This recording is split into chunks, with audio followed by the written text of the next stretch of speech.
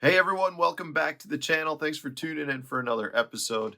Today's is going to be a fun one. You know, one of my biggest pet peeves, at the same time, one of my favorite things about the sport of fishing is the fact that there is always new tackle coming out. There's cool new trends, cool new baits, things that we just have to get our hands on. The problem with that is a lot of times we put aside some of those baits that are proven baits, that are some of our confidence baits so that we can start throwing the newest, coolest stuff that's hitting the market. And the reality is, a lot of times the baits that we stopped using are better than the new baits coming out. So, what I want to do today is I'm going to rattle off 5 baits for you that I've put aside in recent years that I'm going to vow to you guys to pull back out in 2023 and to put back into my everyday fishing arsenal because these are some absolute fish catching baits. But for some reason, I put them aside, and it's just because new cool baits came out. So we're going to walk you through some of these. They're still very much on the market. They still are made every day. I know there's a lot of people still using them, but the reality is for me, these are baits I have put aside that I have to get back in my fishing arsenal. All right, so let's start with these. The first one I'm going to start with is one that some of you may know, some of you may not know. This is the Arky Salty Crawlin' Fry. Guys, this is a bait that I've used. God, I've caught so many fish on this guy. You know, any of the natural colors. This is the green pumpkin. This is the watermelon or cucumber, which I'm not sure if this color is still made, but I've got packs upon packs of these because for a while this was the only bait that I would throw if I was fishing a bunch of rivers, whether it was the Mississippi River or the Wisconsin River here. The smallmouth and largemouth love this thing, and I would fish it in a lot of different ways. It's a great Carolina rig bait. It's a very good bait to Texas rig and to flip into cover. It's just one of those baits that's a confidence bait for me that I completely stopped using. I probably have not fished one of these, I'm going to say, in 4 years. And I have them on my tackle wall. Every time I come down, I think I got to put that back into my rotation. And this year is going to be the year where I put the Arky Crawl and Fry back into my everyday fishing arsenal. So that's bait number one. And if any of these interest you guys, I'll put links in the video description for you so that you can go check them out at Tackle Warehouse. I'm assuming they still have these. I guess I could be wrong. I will.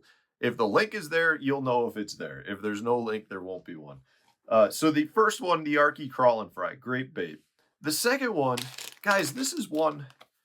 This is one that really bothers me that I put aside.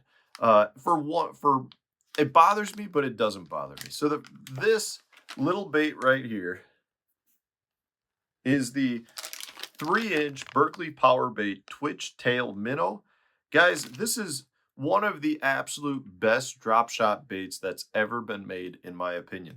The problem for this bait is it came out a year, maybe 2 years, right before the Berkeley Max Scent Flatworm came out. And the reason I say that was the problem for this is because the Max Scent Flatworm is potentially the best drop shot bait for smallmouth of all time.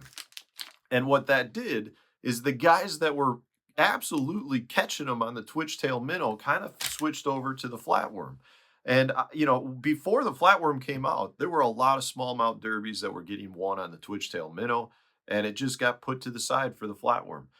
It still catches them, guys. It is an absolute killer drop shot bait. The colors are amazing. This is one of my absolute favorites. This is the pearl watermelon, but I got to tell you, almost every color of this is extremely natural. Like you can see, this has a nice shimmy to it, very natural color. All of the twitch tail minnow colors are unbelievably natural. So I can't say that there's one that completely dominates over the other, but this is one that I really do like. And I have to bring the twitch tail minnow back into my arsenal because honestly, especially if you fish smallmouth and some of the smallmouth areas of the world where they're slamming them on the flatworm, I have a feeling you might want to think about going back to the twitch tail minnow just because the fish haven't seen them in years. So I will be definitely giving that a try.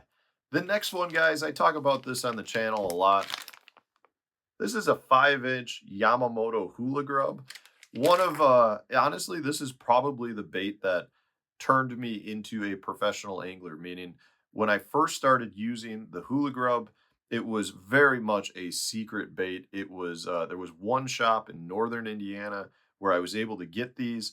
A local tournament angler was the one told me you rig it on a well, at that time it was the Yamamoto hula grub head or a football jig head, and you just cast it around and catch fish. And really, what this did is it showed me how valuable bait selection is and how to fish deeper cover, which I had never really done at that point. I'm talking back when I was probably 14, 15, 16 years old, and the hula grub just absolutely became my favorite bait. I probably up until my college years when I was like 20, 21, 22, and I've won an absolute pile of money on it. The thing is, I've really kind of put it on the back burner.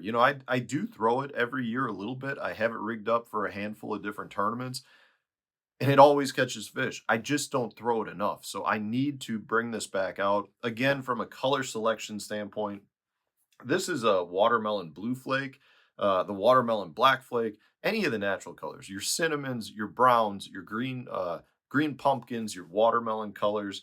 You really can't go wrong with a hula grub. So they make a 4 inch and a 5 inch. Basically, the length is about the same. The difference is the 5 inch has thicker legs, the 4 inch has thinner legs. It's a little bit more finesse. But you slap this thing on a football head, a small like owner ultra point football head.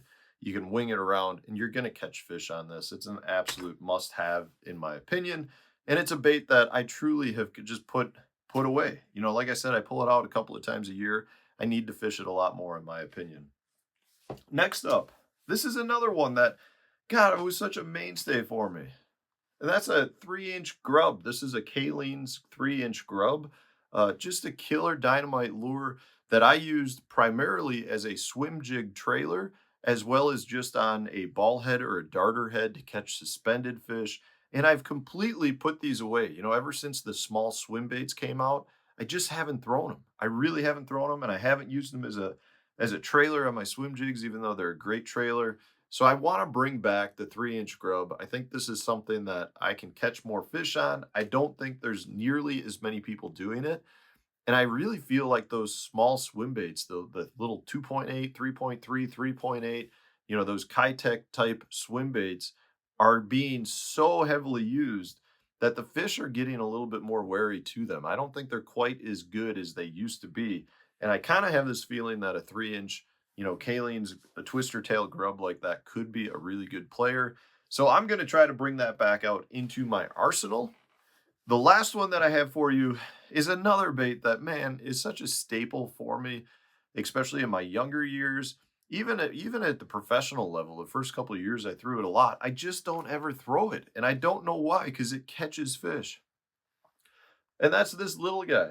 It's a little 4 inch Berkeley power bait power worm.